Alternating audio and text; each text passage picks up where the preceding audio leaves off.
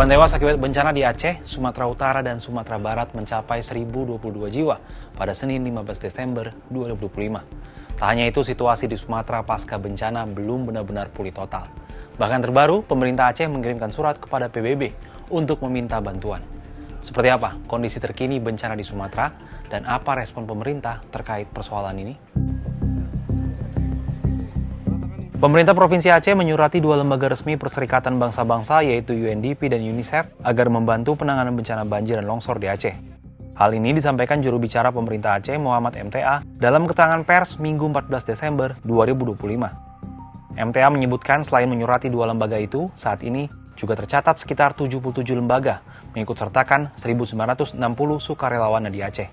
Mereka merupakan lembaga atau NGO lokal, nasional, dan internasional. MTA juga mengungkap bahwa kondisi di Aceh sudah sangat layak ditetapkan sebagai bencana nasional demi mempercepat penanganan pasca banjir.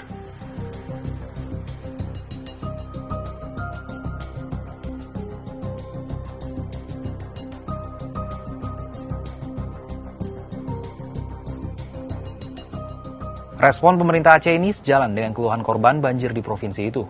Laporan wartawan harian Kompas yang tengah meliput lokasi melihat banyak bendera putih yang dikibarkan oleh korban bencana. Bendera putih memenuhi jalan di wilayah Aceh Timur. Bendera putih juga dikibarkan warga di sepanjang jalan nasional antara Banda Aceh dan Medan hingga Kabupaten Aceh Tamiang. Juru bicara Gerakan Rakyat Aceh Bersatu, Masri, mengatakan bahwa masyarakat menyerah dan tak sanggup mengatasi dampak bencana yang dahsyat. Mereka mendesak Presiden Prabowo Subianto menetapkan status bencana nasional. Jika tidak, kata Masri, masyarakat akan turun ke jalan pada 16 Desember 2025. Tak hanya itu, desakan kepada pemerintah juga disampaikan oleh Dewan Profesor Universitas Siah Kuala. Dalam surat terbuka yang ditujukan kepada Presiden Republik Indonesia, Dewan Profesor Siah Kuala mengeluarkan 11 rekomendasi, diantaranya membuka jalur bantuan internasional dan menetapkan status bencana nasional. Lantas, apa langkah pemerintah mengatasi persoalan ini? Selesai meninjau posko pengungsian di Madrasah Aliyah Negeri 1 Langkat, Sumatera Utara pada Sabtu 13 Desember, Presiden Prabowo mengakui pemulihan pasca bencana banjir dan longsor di sejumlah wilayah Sumatera masih menghadapi kendala akibat kondisi alam dan medan yang berat. Meski demikian, pemerintah terus bekerja keras mengatasi kendala itu. Presiden juga menyampaikan bahwa pemerintah terus memantau kondisi di berbagai wilayah terdampak, termasuk daerah yang sebelumnya terisolasi.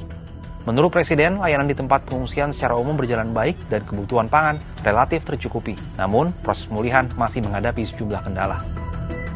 Pasti masalah listrik ya ada tidak secepat yang kita harapkan karena kondisi fisik dan kondisi-kondisi alam yang masih kita harus atasi ya.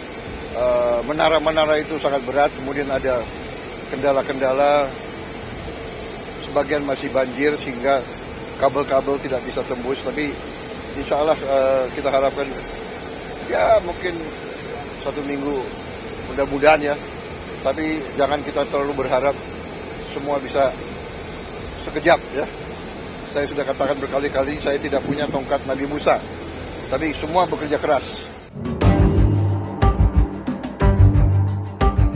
Hingga Senin 15 Desember, Badan Nasional Penanggulangan Bencana melaporkan jumlah korban tewas akibat bencana di Sumatera mencapai 1.022 jiwa dan 206 jiwa masih hilang.